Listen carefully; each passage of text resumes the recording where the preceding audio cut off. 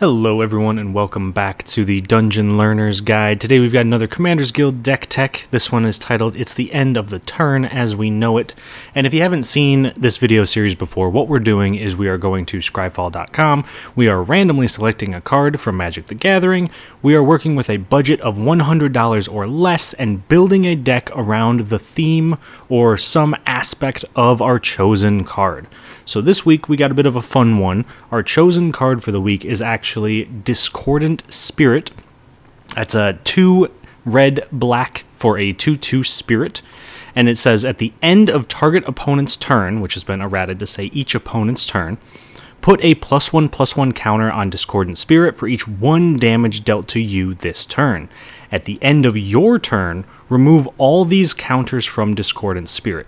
So if player A, B, and C all hit us on their turns, then we get to put a bunch of counters on this thing, make it super big, but at the end of our turn, we have to take all those counters off. So I really wanted to try to work out a way for us to keep the counters on our Discordant Spirit. And that led me to our commander for this week, Obeka Brute Chronologist. 1 blue, black, red for a 3/4 ogre wizard that can tap, and the player whose turn it is may end the turn. So with her on the battlefield, we are able to essentially end our turn whenever we want. We can make sure that whatever would normally happen on our turn isn't actually happening. So we're able to get rid of any negative effects that happen at the end of turn. We're able to take our Discordant Spirit, and when it says, hey, remove these counters, we can just kind of say, no, I don't want to. So Obeka's going to make us get around some of those rules and some of those expectations that normally come with a game of Magic. And to go along with that, we do have a couple of themes that we want to tie into Obeka and tie into our Discordant Spirit. The first one is ending the turn, right? Like we've already mentioned, we have Obeka to end the turn, but we need more reliable ways. We can't just have one card in our deck that does what we want it to do. We need other things to do it as well. So our key card here is Sundial of the Infinite, a 2-mana artifact. We can pay 1, tap it, and end the turn, but we can only activate this ability during our turn. Obeka can be activated on anyone's turn, but the opponent whose turn it is can choose to end the turn or not. So not as reliable on someone else's turn. Sundial can't be used on someone else's turn at all. But it's still another card in our deck that lets us end the turn in case someone deals with Obeka. Another card or theme in this deck is tokens. So Brood Birth Viper here is 4 and a blue for a 3/3 snake with Myriad. So whenever it attacks, we make a token attacking each other player that it could attack. So if we have 3 opponents, we attack one of them with Brood Birth Viper. We make 2 copies of Brood Birth Viper, also attacking our other opponents. Then we exile those tokens at the end of combat. And whenever Brood Birth Viper deals combat damage to a player, you may draw a card. So normally, we would just have to get rid of those tokens. They get exiled at the end of combat, they're gone, we don't have to deal with them. But with Obeka or with a Sundial of the Infinite, when the trigger to exile the tokens goes on the stack, we can just end the turn, getting rid of the trigger and keeping the tokens. And I would like to point out for our Myriad cards, because we have a couple of them, Myriad stays on the tokens as well, which means if we have 3 Broodbirth Vipers and we attack next turn, we're going to make 2 tokens for each other Broodbirth Viper, meaning we'll go from 1 to 3 to 9. So our Myriad tokens can get out of hand real quickly, and we have other ways to make tokens as well. It's not just Myriad. But the important thing, and this is going to come up a couple times, is we have to end the turn when the trigger to get rid of the tokens is on the stack. Otherwise, it'll just happen again later. We don't want that. So that way we don't have to get rid of those tokens. We can just keep them and keep moving. And our last theme is cards that have negative consequences for us that usually come at the end of turn. So a good example is Glorious End for 2 and a red, instant, end the turn. So this is not like Obeka, not like Sundial. It's not something that happens on our turn or that our opponents can say no to. This just happens. Someone's attacking us for 50 damage and about to kill us. That's a shame. We're going to end the turn. That pulls everything off the stack, effects wear off, and the turn is over and the next person's turn starts. The downside to this is that at the beginning of your next end step, you lose the game. That is a big, big downside. So what we want to do is, again, just like we mentioned with the tokens, we want to go to our end step. The trigger for Glorious End goes on the stack. It says, hey, you're going to lose the game. We activate Sundial or we activate Obeka and we end the turn, meaning that trigger goes away. And the game says, hey, the trigger to lose the game happened, so it's never going to happen again. We are able to get around all these negative side effects because we can end the turn to stop bad things from happening to us. Now that we've kind of gone over the major themes of this deck, I do want to touch on a couple of key cards. The first one, a very obvious include for a lot of commander decks, Swiftfoot Boots. But I do want to highlight this for this deck especially, because Obeka is very, very important to what we're trying to do. We need her on the battlefield, we need her protected, and ideally, we need her to have haste. Swiftfoot Boots does all of that. It gives equipped creature hexproof and haste. So we're able to tap her the turn she comes in, and we're able to protect her. That is exactly what we want to be doing, because if we lose Obeka when we have a ton of things on the stack, like if we cast a Glorious End and we go to end our turn and someone says, no, I'm going to get rid of Obeka instead, we're in a really tough spot because that means we could just lose the game. So we need to make sure that our commander is protected. Another key card is Identity Thief, which doesn't look like much at first glance. It's 4 mana for a 0/3 shapeshifter, but whenever it attacks, we may exile another target non-token creature. It doesn't have to be ours, it can be our opponent's. If we do, Identity Thief becomes a copy of that creature until the end of turn, and then we return the exiled card to the battlefield under its owner's control at the beginning of the next end step. So we attack our opponents, we exile their biggest thing, we get a copy of their biggest thing, and then at the end of turn, when the trigger goes on the stack to say, hey, your opponent's going to get their creature back, we can end the turn and permanently exile the thing that we just took. Our Identity Thief won't be a copy of it anymore, but it permanently exiles our opponent's things, and we can do that every single turn. This is a phenomenal removal spell for our deck. And our last key card that I do want to touch on is Mimic Vat, tying back into our token theme. It's 3 mana for an artifact with imprint. Whenever a non-token creature dies, we may exile that card, and if we do, we return each other card exiled with Mimic Vat to its owner's graveyard. And the important part here is that we can pay 3, tap it, and make a token that's a copy of a card exiled with Mimic Vat. It gains haste. Exile it at the beginning of the next end step. Very similar to our Myriad cards, we can exile someone's biggest thing, make a copy of it with Mimic Vat, and then at the end of turn, when the trigger goes on the stack to say, hey, you have to get rid of this, we can end the turn and say, no, we're keeping this token, it's permanent, we're going to stick it around, and hopefully it's something very nice for us. It's something that maybe is one of our opponent's best creatures, or it might be one of our creatures that's already died. Either way, we're getting tons and tons of value off of this Mimic Vat. So, other than the themes, other than the key cards, there are a couple of cool interactions that I do want to touch on as we're going through this.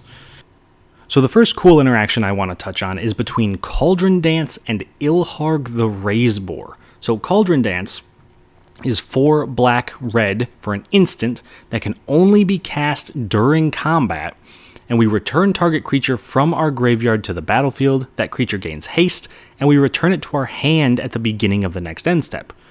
And we may put a creature card from our hand onto the battlefield. That creature gains haste, its controller sacrifices it at the beginning of the next end step. Ilharg is a 5 mana 6/6 boar god with trample, and whenever it attacks, we may put a creature card from our hand onto the battlefield, tapped and attacking. We return that creature to our hand at the beginning of the next end step, And when it dies or is put into exile from the battlefield, we may put Ilharg into its owner's library third from the top. So the interesting part of this is that if we have Ilharg either in the graveyard, which I'm not 100% sure how it got there, maybe it got milled, or in our hand, we can cast Cauldron Dance right as we go to combat, but before we've declared attackers, we can put Ilharg from our hand into play or from our graveyard into play. We can get a second creature from the graveyard or from our hand with Cauldron Dance, and then when we go to attack with Ilharg, we can put a third creature into play from our hand.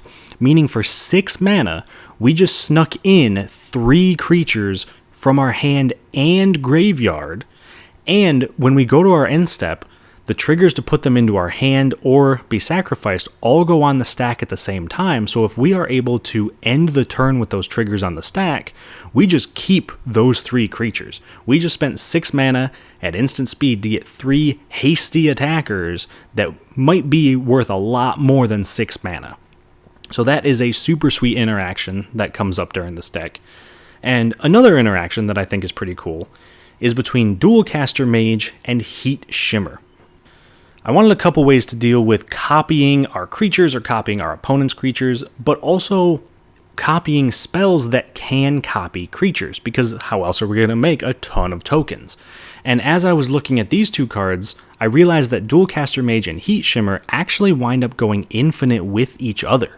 So if we are able to cast Heat Shimmer, which is 2 and a red for a sorcery, you create a token that's a copy of target creature except it has haste, and at the beginning of the end step, exile this permanent. If we cast that targeting any creature on the board, doesn't have to be ours, doesn't have to be our opponent's, just anything on the board, and then with that on the stack, we cast Dualcaster Mage, which is 3 mana for a 2/2 human wizard with flash. When it enters the battlefield, copy target instant or sorcery spell, and we may choose new targets for the copy. So, say we have Ilharg on the battlefield. We cast Heat Shimmer targeting Ilharg. We flash in Dualcaster Mage to copy the Heat Shimmer.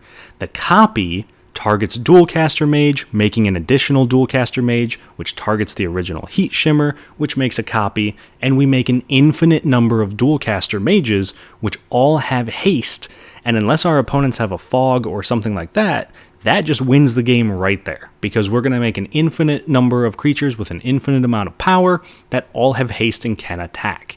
So while both of these cards are very good on their own, and they're phenomenal in this deck because we want to be able to make tokens and we want to be able to copy spells, being able to put them together and just win is an awesome side effect for this.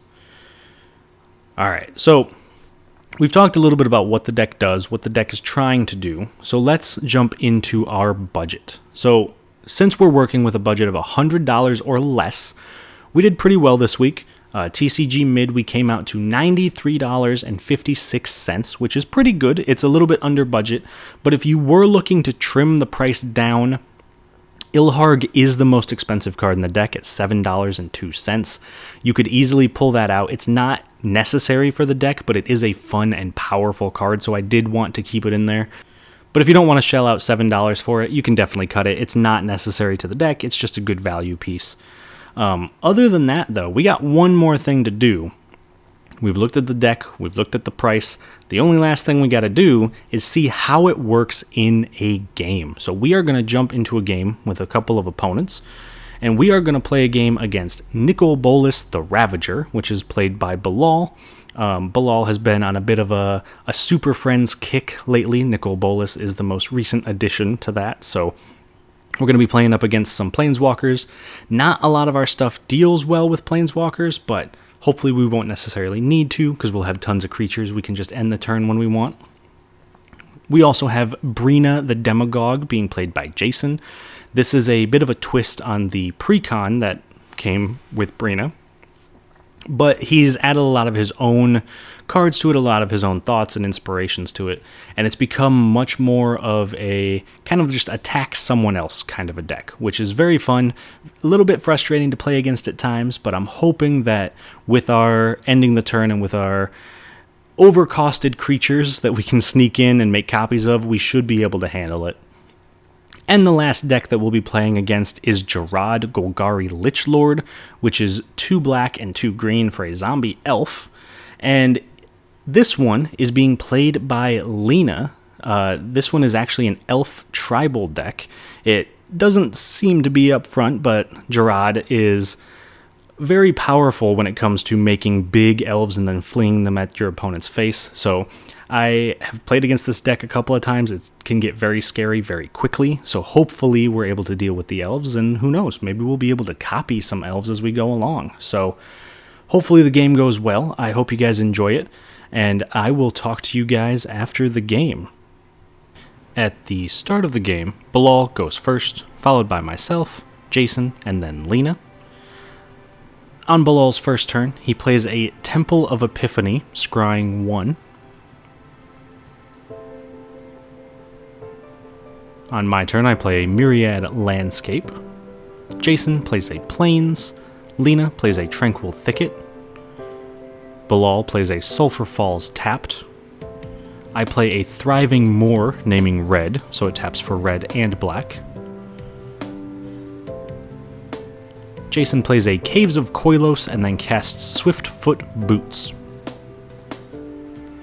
Lena plays an Unclaimed Territory, naming Elves. Bilal plays a Dark Slick Shores and then casts Dak Faden, activating Dak's +1 to make me draw 2 cards and discard 2 cards. On my turn, I play an Island and then cast Plague Reaver. Jason casts an Oreskos Explorer, searching his deck for 2 planes and putting them to hand, and then he plays a Godless Shrine untapped, paying 2 life, before equipping the Explorer with the Swiftfoot Boots.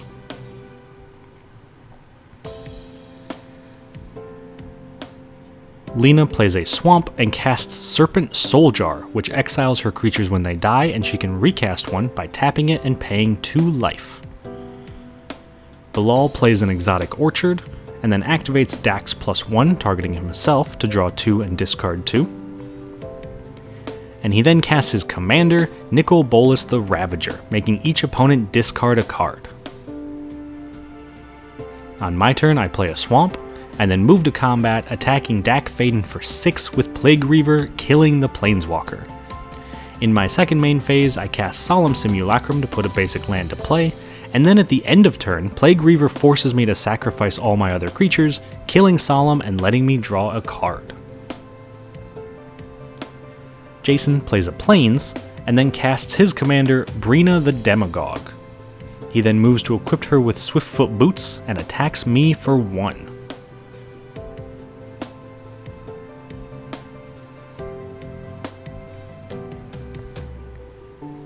Lena plays a Swamp, and then casts Nightshade Harvester, which gets a +1/+1 counter and does 1 damage to an opponent every time they play a land. On Bilal's turn, he attacks Lena for 4 with Nicol Bolas, activating Brina, drawing a card, and letting Jason put 2 +1/+1 counters on Brina. Then, in his second main phase, Bilal casts the Omen Keel. On my turn, I play a Mountain, and then attack Bilal for 6, triggering Brina. On Jason's turn, he casts an Abzan Battle Priest, giving lifelink to all of his creatures with +1/+1 counters, before attacking me for 5, triggering Brina and making it so I take 7 damage and he gains 7 life. In his second main phase, he plays a Barren Moor, and then at the end of his turn, I sacrifice my Myriad Landscape to put 2 islands into play.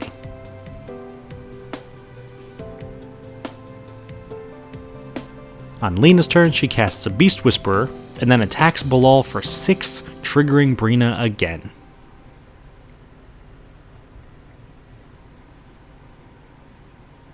Bilal uses Nicol Bolas to crew the Omen Keel before attacking me for 3, triggering Brina. This exiles 3 cards from my deck, including 2 Swamps, and Bilal plays one of them for turn.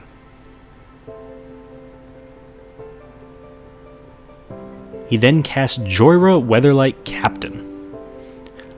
On my turn, I attack Jason for 6 with Plague Reaver, and he blocks with Oreskos Explorer.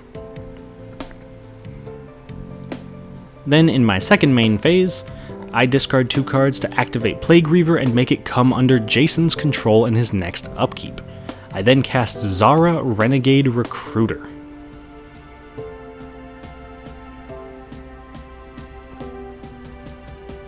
On Jason's turn, he plays a Fetid Heath before attacking me with everything for 15 damage. I block Brina with Zara and take 3 while Jason gains 12. Then in his second main phase, he casts Curse of Disturbance on me, so whenever a player attacks me, they and Jason make a 2/2 zombie. Then in his end step, Jason has to sacrifice all of his creatures except the Plague Reaver. On Lena's turn, she casts Jarad, Golgari Lichlord, drawing a card from Beast Whisperer, and then attacks Jason for 8 with the Nightshade Harvester, and he blocks with the Plague Reaver. Bilal plays my Swamp from Exile, casts Arcanus the Omnipotent, drawing a card with Joyra, but in response, Jason counters it with Mana Tithe. Bilal then uses Joyra to crew the Omen Keel and attacks Jason for 3, exiling 3 lands off the top of his deck.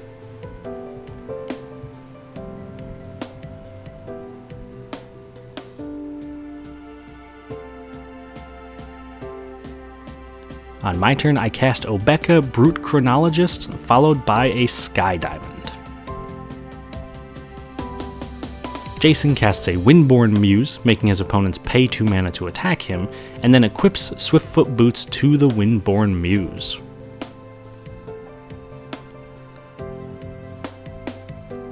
Lena casts Dwynen, Guiltleaf Dane, drawing a card, and then attacks me for 3 with Jarad, making herself and Jason a 2/2 zombie.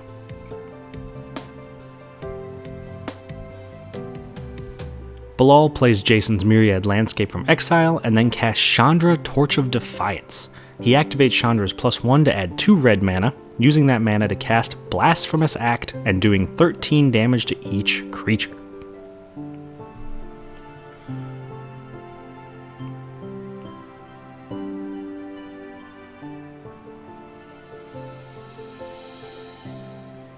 Once the board wipe resolves, he casts Commander Sphere.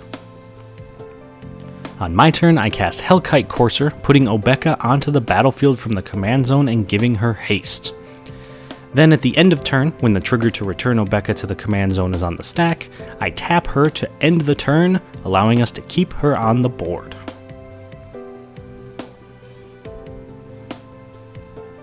Jason casts a Marchesa's Decree, becoming the Monarch and doing 1 damage to anyone who attacks him, and at the end of turn, he draws a card from being the Monarch. On Lena's turn, she activates Serpent Souljar to recast the Nightshade Harvester. Bilal plays Jason's Swamp from Exile, before activating Chandra's +1 to add 2 red mana, and uses that to help him cast a Balefire Dragon. I cast Rionia, Fire Dancer, and when I go to combat, I make a copy of the Hellkite Courser thanks to Rionia's ability, and then attack Jason for 6, taking 1 from Marchesa's Decree and becoming the Monarch. Then at the end of turn, I draw for being Monarch, and then end the turn with Obeka before my token gets exiled. On Jason's turn, he casts a Tragic Arrogance, choosing 1 of each non-land permanent for every player to keep and destroying the rest. This destroys my Rionia, both Hellkite Coursers, Sky Diamond, Bilal's Omen Keel, and Jason's Marchesa's Decree. Then on Lena's turn, she casts a Poison Tip Archer, which does 1 damage to each opponent whenever a creature dies, and at the end of her turn, Bilal sacrifices his Myriad Landscape to put 2 lands into play. Then on Bilal's turn, he casts Contagion Engine, putting -1/-1 counters on Lena's creatures, and then activates the engine, proliferating twice. He then ultimates Chandra, Torch of Defiance, making it so he does 5 damage to any target whenever he casts a spell, and he plays Jason's Plains from Exile before passing. On my turn, I cast Hate Mirage, making token copies of Balefire Dragon and Poison Tip Archer, before attacking Bilal for 8 with the tokens.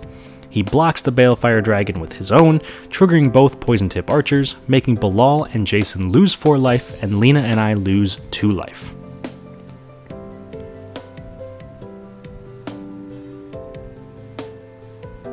In my second main phase, I cast Avaricious Dragon. Then at the end of turn, I draw for being Monarch, and then end the turn before having to sacrifice my token and discard my hand to Avaricious Dragon.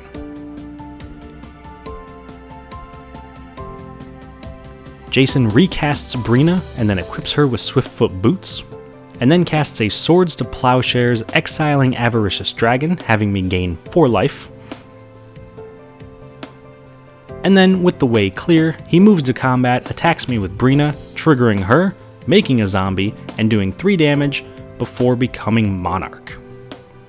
On Lena's turn, she casts a Farhaven Elf, putting a land to play, and follows that up with Fyndhorn Elves.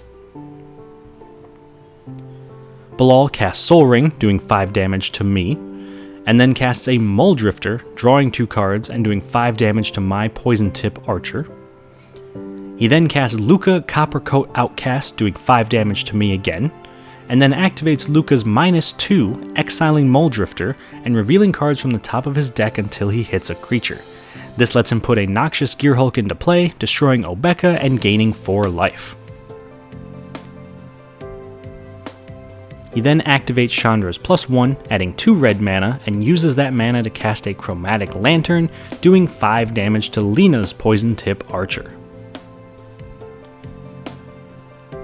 On my turn, I try to rebuild by playing a mountain and recasting Obeka. Jason plays a Plains, and then attacks Lena for 2 with a zombie, and Bilal with Brina for 3, triggering her twice and becoming 7. Lena then blocks with Nightshade Harvester, and in his second main phase, Jason casts an Orzhov Signet, then draws at the end of turn for being the Monarch. On her turn, Lena activates Serpent Souljar to recast Poison Tip Archer,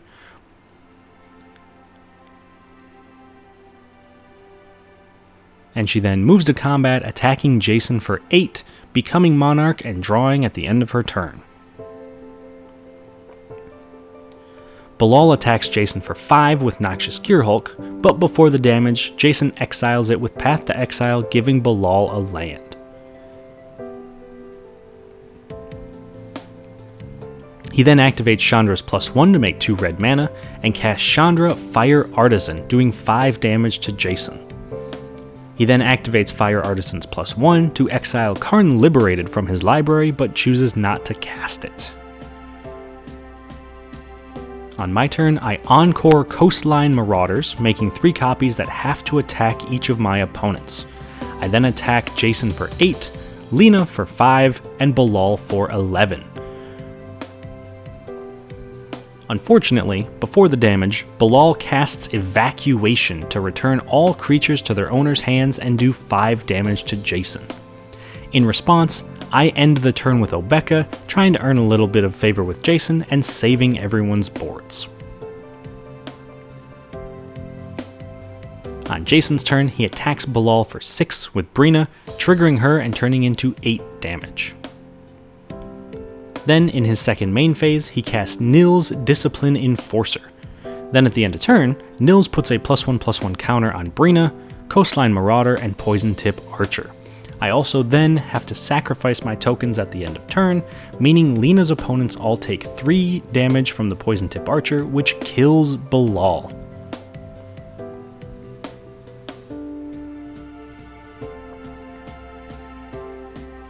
On Lena's turn, she plays a command tower, recasts her commander, Gerard, and then attacks Jason for 2.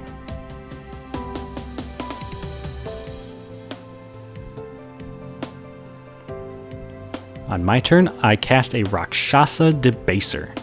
Jason plays a Swamp and attacks Lena for 9 with Brina, triggering her and turning into 11. Before the damage, Jason casts Utter End, exiling Poison Tip Archer so that she can't block with it. Then, in his second main phase, he casts a Demonic Tutor, searching his library for a card and putting it to hand. Then, at the end of his turn, Nils puts a +1/+1 counter on Brina, Rakshasa Debaser, and Gerard Golgari Lichlord, and Jason also draws a card for being the Monarch. Lena plays a Myriad Landscape before casting Erebos Bleak Hearted, followed by Lignify, turning Nils into a 0/4 Treefolk with no abilities. This frees her up to attack Jason for 15.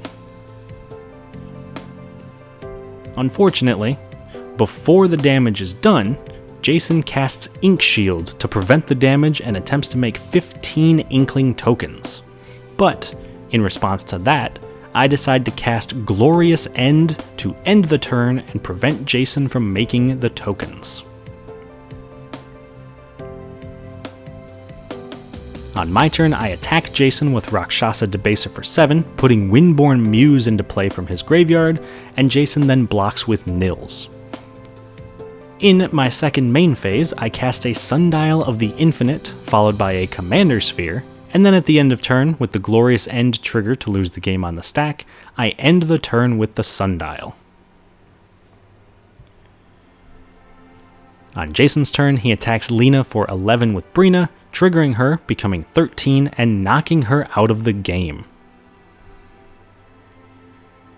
Then in his second main phase, he plays a Rogue's Passage, and casts Combat Calligrapher, and then draws a card at the end of turn for being Monarch. I also decide to sacrifice my Commander Sphere at the end of turn to draw a card.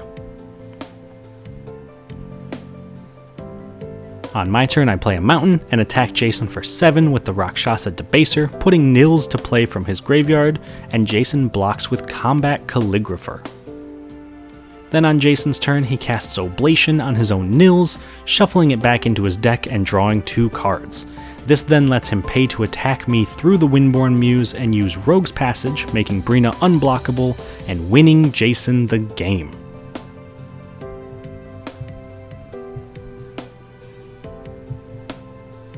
Alright, so that was a heck of a game. We didn't get to see our card of the week, our Discordant Spirit, but we did put up a good fight with our Obeka deck.